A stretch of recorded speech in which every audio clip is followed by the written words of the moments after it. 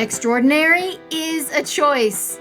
Take that in, soak it up, because the hustle, grind, repeat mantra that society's been touting for decades, it had it all wrong. I'm Tanya Dalton. I'm a 7-figure entrepreneur, best-selling author, speaker, mom, and rule breaker. I'm here to help you live to your fullest potential. That's what this podcast is all about. The intentional advantage is doing life on our own terms, defying the status quo, and seeing ourselves outside of the tidy definitions society's made for us. It's intentionally choosing to step back away from the chaotic rush of your everydays and choosing to see that it's your world and it's filled with opportunities. Let's challenge the bedrock beliefs that so many have wholeheartedly trusted because we were told they were truths. Let's have a healthy disregard for the impossible. Let's choose to be extraordinary.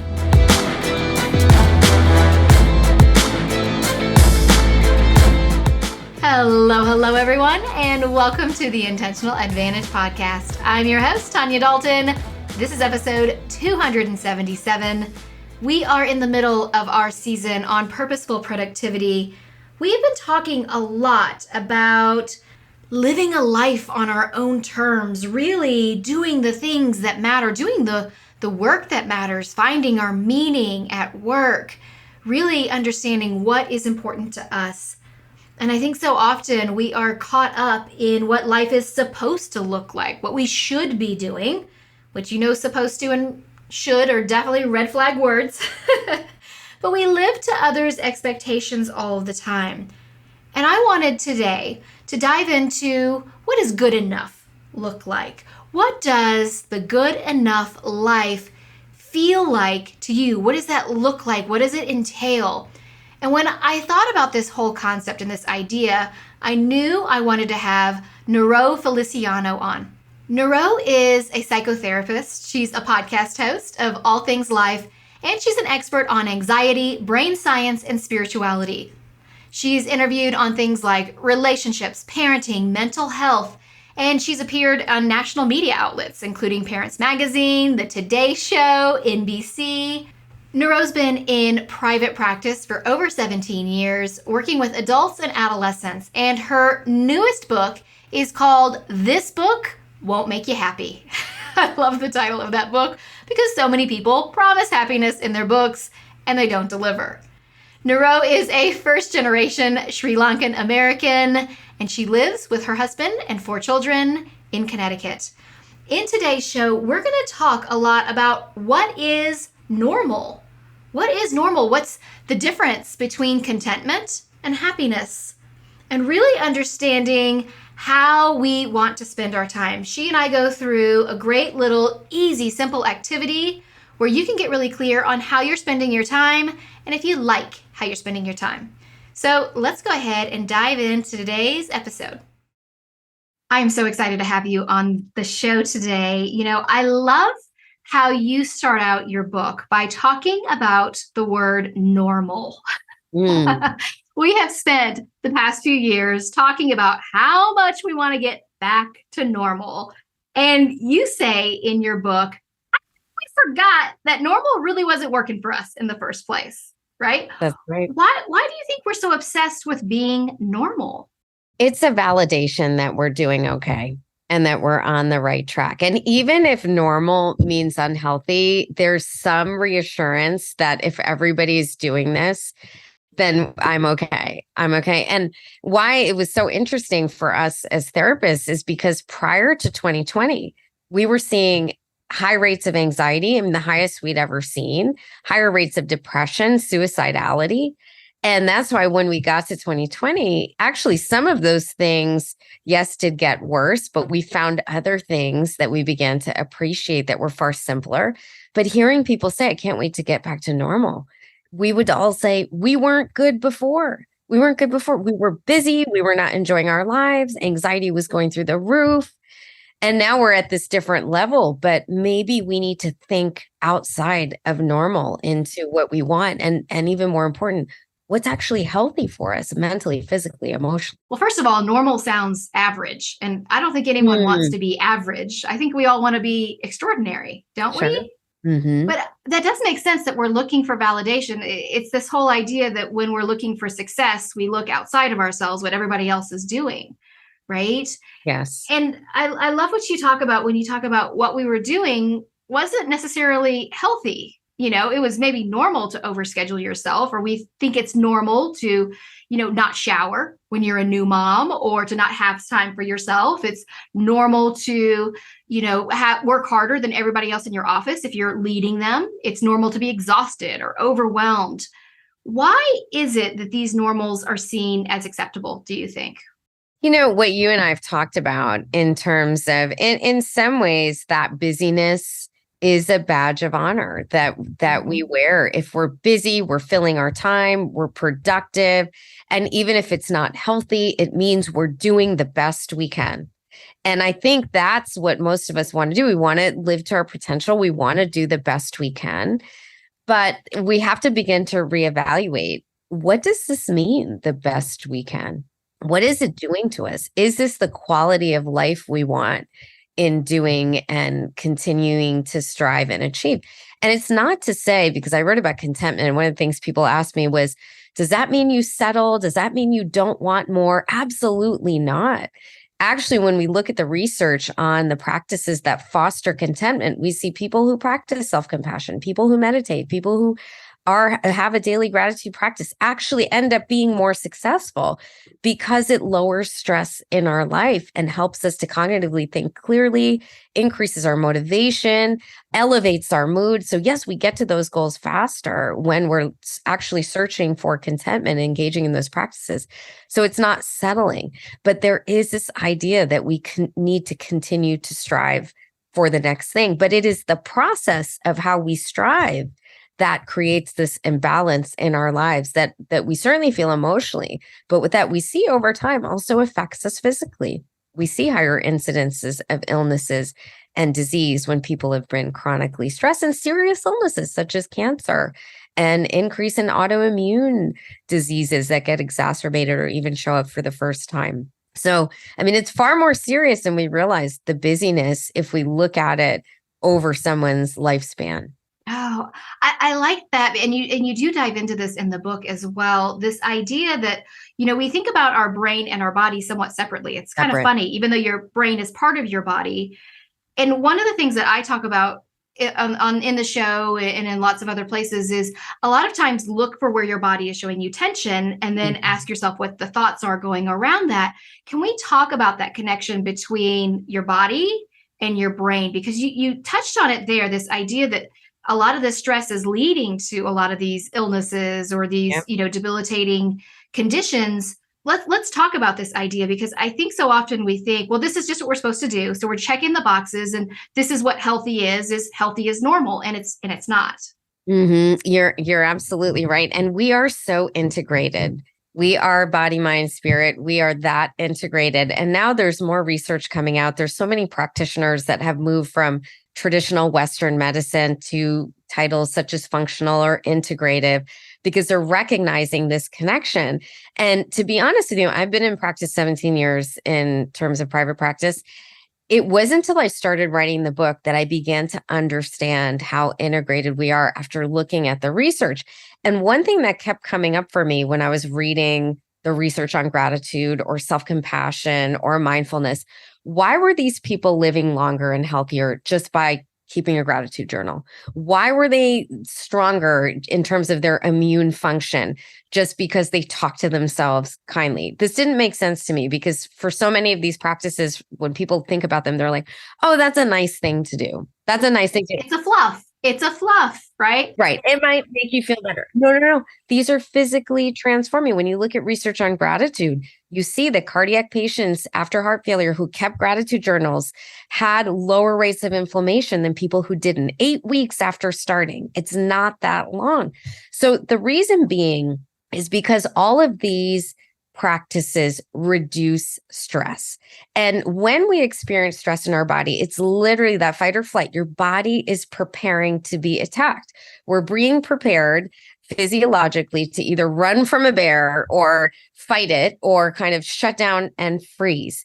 And that is a serious threat on our biological, physiological systems. So the body is going to sacrifice other things in order to bring down that level of distress and stress. And one of the things it sacrifices is our immune function. So there are these cells called the NK cells, the natural killer cells, which we see over time if the body is constantly stressed. And our biggest stress triggers are emotional. They're not physical, they're emotional and psychological. It puts our body in that state of alert physically. If we're stressed over time, we see immune dysregulation because the body will sacrifice that to bring down this high level of cortisol that we constantly experience, cortisol and adrenaline, when it's circulating through our body when we're stressed. And one thing we know about cortisol, when it is high over long periods of time, we see an increase in inflammation. And inflammation is at the root of so many of our illnesses, including certain types of cancer, if not many types of cancer. So we see that correlation between chronic stress, increase in cortisol, increase in inflammation, and the proliferation of disease. And that's why when you have a consistent gratitude practice, when you're constantly aware of how we're speaking to ourselves, and I know you talk about this as well, what we say to ourselves matter, we actually reduce stress in our mind, which gets translated into our body. And over time, it makes a difference between a decreased compromised immune function and a healthy, strong immune response. So that's how, when it comes down to it, and it's all kind of coordinated by this thing called the HPA axis, the hypothalamic pituitary adrenal axis, which gets dysregulated. Oh, don't throw out fancy scientific words. We already know you're smart. No, I know. So no, it's in my mind, that was like, oh my gosh, there's It's a game changer. Actually mechanisms in your body that get dysregulated that are really important when we're stressed out about things, right? So yeah, can we live like that? We can. For so many of us, living like that is normal, but it has a serious consequence, not just in our mental, emotional health, but over time on our physical health as well. I like how you've mapped that out, because I think that that's one of the things that people don't get. It's kind of what we touched on there, that people feel like, oh, it's fluff. Oh, do a gratitude journal. That's cute. That's nice, right? And we think of these things as not being important, when in truth, they're life-changing, not just emotionally, spiritually, but physically as well. You know, no one is being chased by a bear, hopefully. Yeah. But we're getting... Well, in Connecticut, in the woods, we have... Well, I've heard of it. So. We have bears in my backyard too. So we have an issue with bears in my bird feeder right now. So but no one's getting chased, thankfully, by the bear. Right. But we're being chased down by a to-do list. And that's flooding our body with this cortisol. It's flooding our body with stress hormones, which those long-term effects really do make a difference. They do. And, you know, we've talked about a priority list here on the show and why that's important, you know, to get rid of your to-do list and really dive into prioritizing and choosing the things that matter. I want to talk about, because you kind of circled on this idea of happiness and contentment. And you have said in the past that happiness is fleeting. It's strong in the moment. Contentment is quieter. It's more subtle, but more powerful. And it's this idea that it's a deep appreciation of enough. Enough is satisfying. It's peaceful. Let's talk about this idea of enough, because I think this is why we are putting so much on our plate. We don't know what enough looks like, or we feel like we're supposed to, right? So we're never feeling full. We're never feeling satisfied. Let's dive into that. Yeah. You know, the way I define the two in the book a little later on is, if happiness is having everything you want, contentment is wanting everything you have. And I think if we recognize that and we look at what we have and look at the things in our life and we say, okay, what's important that I already have right now? Then we find what the definition of enough is. And it's not mutually exclusive. You can still want more and still have a deep appreciation for what you already have. The problem with our culture right now is we're constantly being in this productivity culture, as you talk about it, in striving, in completely just focusing on our goals. And we should have goals. I believe we're here for a purpose, you know? Yeah. We should have goals. But sometimes we can myopically focus on this idea that when I get to that goal, that's when I'll be happier. When I get to that goal, that's when I'll be satisfied.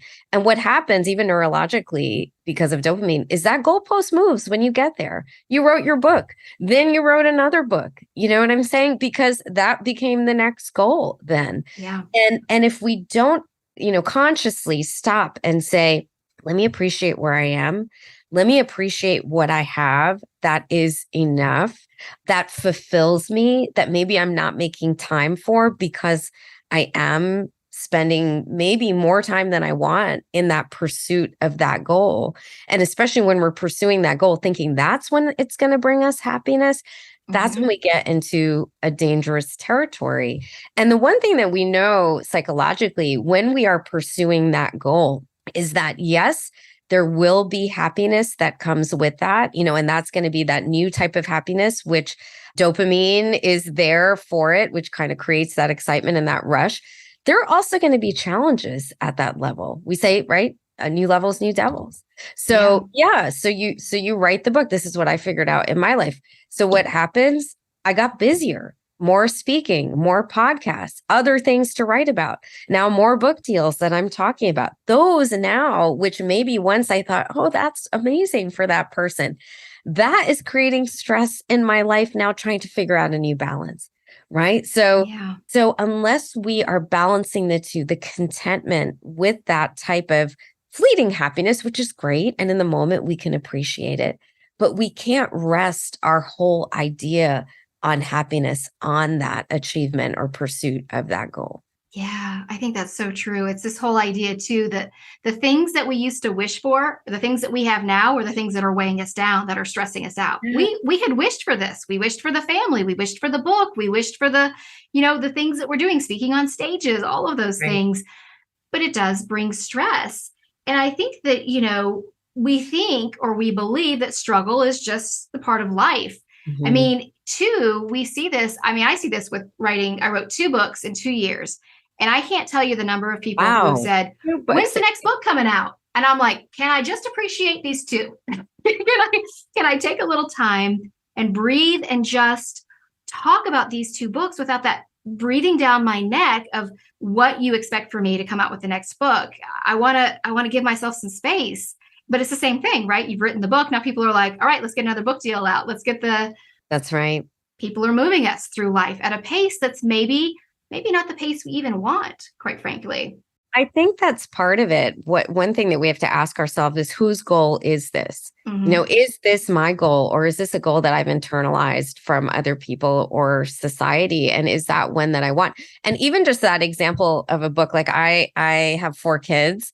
And, and I'm South Asian, so getting married, having kids is very high on the priority list of the aunties in my culture. So if, you have your first, or you get married and they're like, when's your first baby? When are you going to have a baby? And then you have the baby. Oh, when are you having the next baby? When's the next one? Yeah. And then let me tell you, when I got to 3, people were like, oh, you're not having any more babies, are you? So all of a sudden I'm like, it surely changes. Oh my gosh.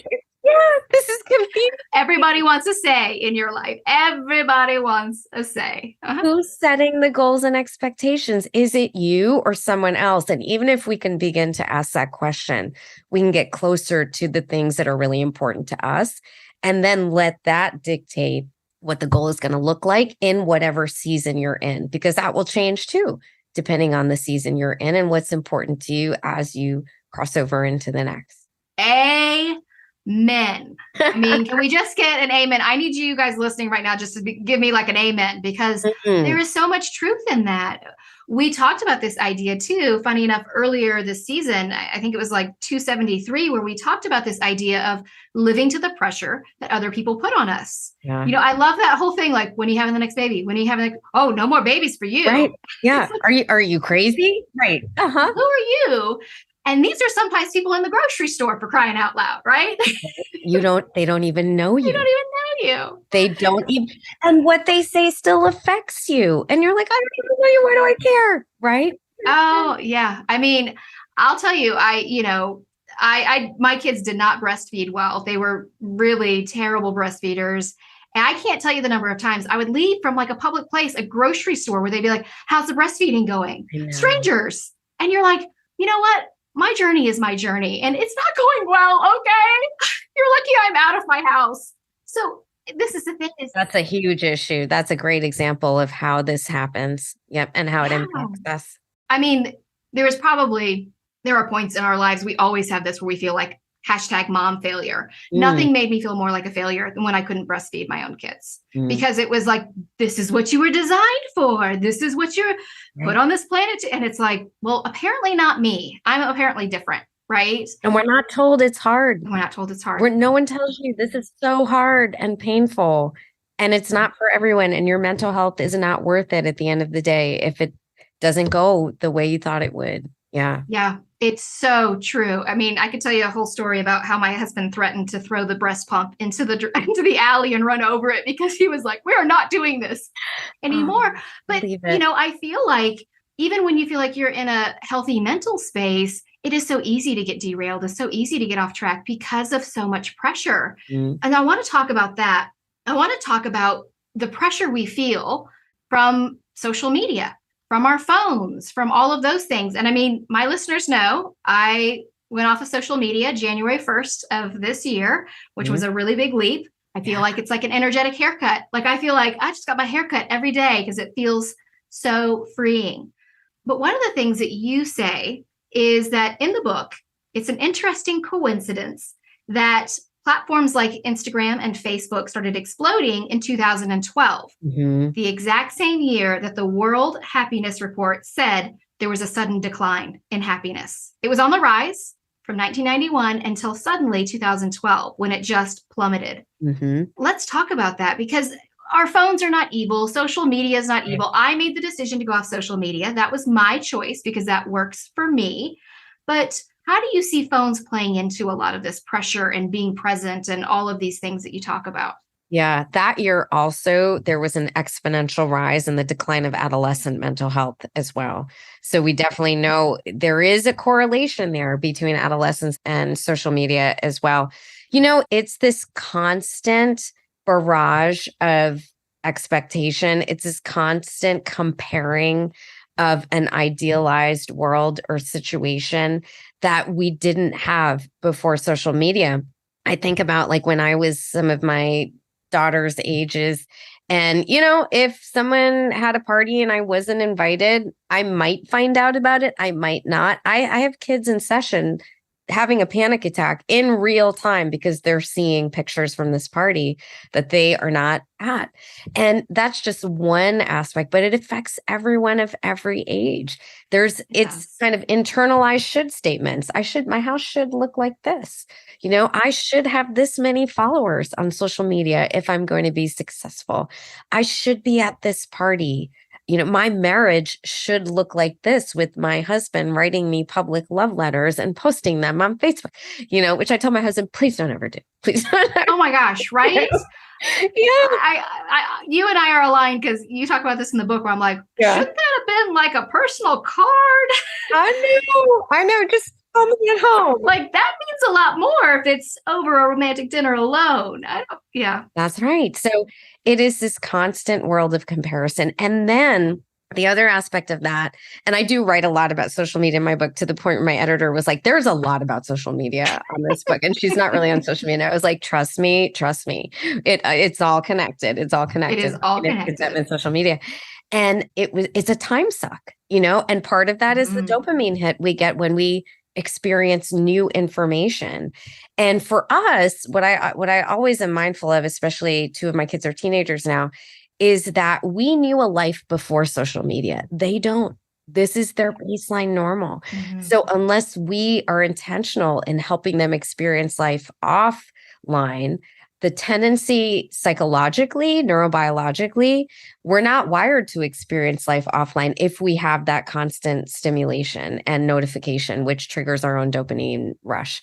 So it is a scary world, unmonitored, unchecked. There are good things that happen from it, but I'm going to tell you this, Tanya. In 17 years of practice, and especially the last 10, when social media has been really big, or 15 now, anytime someone's experiencing anxiety, we do recommend, I have recommended a social media detox. I have not had one patient, not one in that many years, come back saying they didn't feel better. So when you said it's an energizing haircut, I believe it. I believe it. And I wish that I would make that decision. And I have different reasons why I don't right now. But if someone could tell me, you're going to be fine without social media, you don't need it at all, I would do it. I would do it because the benefits of it to me don't weigh the obstacles it creates in our life and within ourselves. Yeah. Yeah, it is. And it wasn't a decision that I was just like, oh, on a whim, I was very intentional. I thought about it. I created some space to really make the decision because it was a big choice. But for me, part of the motivation was I didn't feel present. I felt like I was disconnected. Yep. There were moments where I was taking pictures of dinner, like, okay, get your hands out of the picture. No, move the glass of milk. No, right.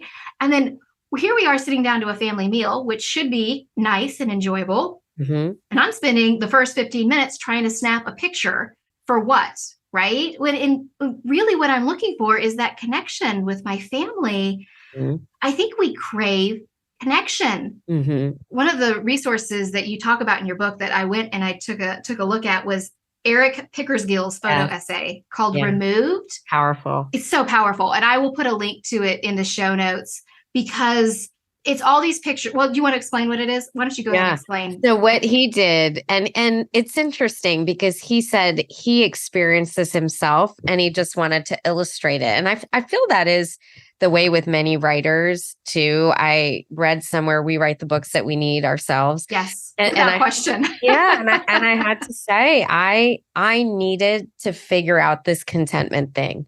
Because living in Fairfield County in Connecticut as a professional with kids, there is this constant drive to more and wanting more and never feeling like you're enough and constant comparison. And I needed to figure that out myself more than I realized I did. So what he did was he took photographs of people who were on their phones in different situations. And then he photoshopped out their phones. So they're literally just looking into their hands in empty spaces. And you see the disconnection. It's so glaringly obvious. And you have people on their wedding day looking at their phones. You have people sitting on a couch with each other. Instead of looking at each other and connecting, they're looking into this empty space where their phone was photoshopped out of the photo. We're people in bed. And I think about this now when I'm in bed on my phone and my husband's next to me and we might be both reading something on our phone. I'm like, oh my gosh, this is just like his essay. We're not connecting with each other. We're looking for connection or this facade of connection outwards. And what is that really doing to our real, genuine connection that we have the opportunity to engage in, which, will be more meaningful if we're actually engaged and present. It's a powerful essay. Mm-hmm. It really was. I think it was heartbreaking, some of those images. People on their wedding day, like you said, families, people cuddling on the couch who are not cuddling, they're looking at their phones. And it really makes you think, where's our gaze? Where are you looking? And where you are looking is where your intentions go, right? That's the direction we're moving towards. So it really does get you to think because we're all looking for connection. And if the phone is causing that disconnect, as it was for me, I was like, I need to remove this. Yes. And so I still have a phone. I'm still in the 2000s. I didn't go back to a rotary dial or anything, but I just made it so it was so much more intentional because I wanted to really be mindful, which goes down to a theme that we talk about again and again on the show, in the books, choices. Mm-hmm. So I want to talk about choices here in just a minute, but let's first take a quick mid-episode break. Are you tired of being the best kept secret in your industry? Or maybe you're tired of feeling like you're running in circles, uncertain about what you need to do to really grow your business. Let me rephrase that. To have a successful business while having a successful personal life. The truth is, you don't win in business by doing what everyone else is doing. You win by playing a completely different game. You do what works for you. And this is what I love doing during strategy sessions. Meeting one-on-one with you to help you get real solutions. Not plug and play formulas, no templates, customized solutions to help you stand out as the thought leader in your industry, as the visionary for your business. If you want to multiply your profit margin while working fewer hours so you can actually thrive in your personal life, or maybe you want to create frameworks and intellectual property to position yourself as a thought leader, or perhaps you want to craft a highly engaging and referable keynote or book that elevates your thought leadership. If any of that's on your wish list, a strategy session with me is exactly what you need. It's an opportunity to drop the heavy weight of confusion and the lack of clarity you've been carrying around and step in to the great business leader you were designed to be. A strategy session with me is really easy to book. Just go to tanyadalton.com/strategy for more information. Honestly, strategy sessions are one of my very favorite things to do. So head to tanyadalton.com/strategy right now. Okay, so let's talk about the phones just for another minute or two, and then I want to talk about choices, but let's talk about this idea of phones and how they contribute to our busyness and how we're running our days, and maybe how our phone is even running our days more than we are. And I know that you talk about business. So that is also an important piece of this connection with social media and phones. I mean, one, the fact that we have our phones all the time, it is a constant access to us and creates this ongoing to-do list all day and feeling like we have to respond, whether it's text or email, whatever it might be. But also because we're so busy, because we're running at these, unimaginable paces that we feel like is very realistic for a lifespan, we are burned out. We're often burned out and we lose our cognitive ability. And what happens? We need distraction. We need to just mindless distraction that can be entertaining. And because our phones are right at our fingertips and there's every interesting thing. I mean, every shopping cart, every silly dog video, every recipe that you could possibly explore if you had the curiosity. It's a constant distraction that is so readily available. And we feel I've had patients who thought they got a notification and they didn't. It's almost like phantom leg syndrome. They're feeling, it seems to be calling our name all the time, whatever that curiosity is that we want to explore. And part of that is a result of the busyness and needing this mindless downtime. And instead of doing something productive, as you said, 5 minutes of meditation or reading a book for, 20 minutes or taking a walk or breathing fresh air, we go to the phones because they're there. They're there. It's easy. It becomes a habit, right?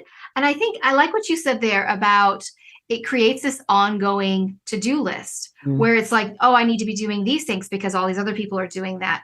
So I want to talk about this idea because it comes down to prioritizing what is important to you, something that clearly we talk a lot about here on the show. But you and I align when you say your time is your most valuable possession. And you walk through an activity where you have people make 2 lists. Can you walk us through that? Because I loved this 2-list method because I feel like when you see a list and the other list doesn't match up, you're like, oh, disconnect. It's really obvious. So walk us through that. We find peace when our schedule aligns with our values. And that's something I had to learn at some point in practice. I remember I was sitting across from an adolescent and we were having a very nice conversation. And halfway through the conversation, I thought to myself, when have I spent 45 minutes talking with my own child? And I couldn't remember a time where I had 45 minutes with my own child. And then I knew something had to shift. So what I did was I made a list of the most important things in my life, things, people, experiences, whatever it was. And then in another column, I listed a basic day. Where does my time go? And I wanted to see how they aligned. And what I saw was the things that were most important in my life did not get reflected in my schedule.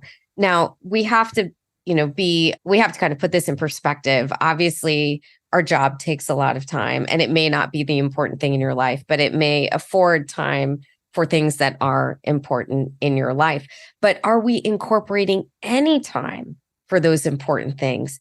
And this just helps us become more cognizant of what needs to go, perhaps, that may not be as important, and where we need to designate time for things that are important. Now, did I start scheduling 45 minutes at a stretch with my kids? No, but I became more intentional about saying, hey, let's go out for coffee with my teenager, my oldest daughter, or let me make time to watch this movie with my other daughter, or let's make time to read this book together that we've wanted to read. So it may not be the bulk of my time, but seeing that now I'm intentional about allocating time to those people and things that are important made me feel more at peace, made me feel more fulfilled and more balanced when it came to how I was living my day to day.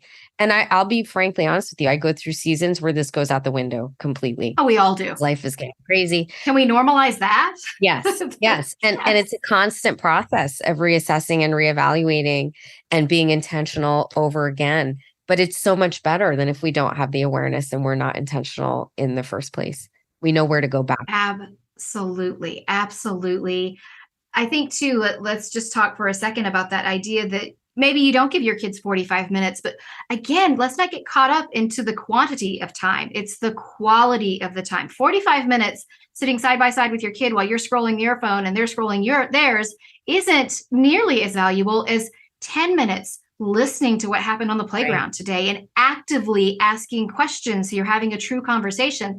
10 minutes is less than 45 and yet so much more valuable, right? So it's how you spend it. Actually, the research supports that too. It takes 10 to 15 minutes of one-on-one time with your child, eye contact where you're having a conversation or doing something that's meaningful to the child to make them feel connected to the point where it improves their self-esteem.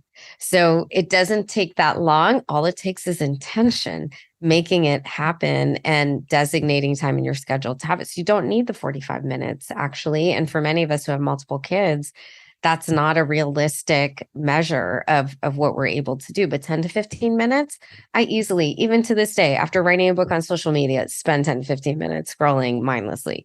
So still working on it, More works in progress. Right. I want people to really soak in that idea that we just kind of closed out the show with, this idea that the 10 minutes is so valuable, that it's not about the length of the time. It's the quality of it. It's the intentionality, as you said.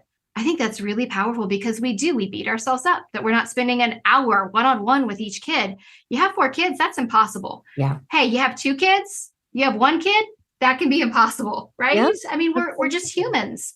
So I want my listeners just to really soak that in and take that as permission for you don't have to look at your calendar and say, well, I should be spending 8 hours doing these things. Spend it with intention, really choosing to be happy, to find the contentment as you talk about. I love that. I love it. So you have an incredible book, an incredible podcast. Thank you. Why don't you tell my listeners, where's the best place for them to connect with you? Where's the best place to get more of you? Because you're an incredible resource. And I love the way that you talk about all of this. Oh, thank you for saying that. So my website, nirofeliciano.com, has all of that information. My podcast is linked there. You can listen to podcasts. It's called All Things Life, and it's just about wellness, emotional, psychological, physical, spiritual wellness, anywhere you listen to podcasts. And I have a newsletter that I send out very inconsistently, but when it does go out, it has good information and research. Hey. Quality over quantity. That's right. That's right. So I'm very human and I'm very transparent about that. And that I am a therapist, but I learn along with my clients and listeners and viewers. So at my website, nirofeliciano.com, you can find a lot of that. And on Instagram, I'm pretty active on Instagram as well at Niro Feliciano. Amazing. We're all works in progress, everybody. We're all works in progress, even therapists. Thank you so much. Thank you. Thank you for having me. This is a pleasure. I have to say, I just love Niro's perspective on all of this, especially with her background as a psychotherapist and having worked with people over the past decade and a half, more than a decade and a half. Her idea, this concept, especially of the ongoing to-do list that gets created for us by other people, I think is really, really powerful. I think it's a worthwhile exercise to take a look at your own to-do list, or hopefully your priority list if you've been listening to the show. But looking at the things that you have on your task list that you're wanting to work on, or maybe not you're wanting, but you're expected to work on, do you feel like a lot of those tasks are there because you want them or somebody else?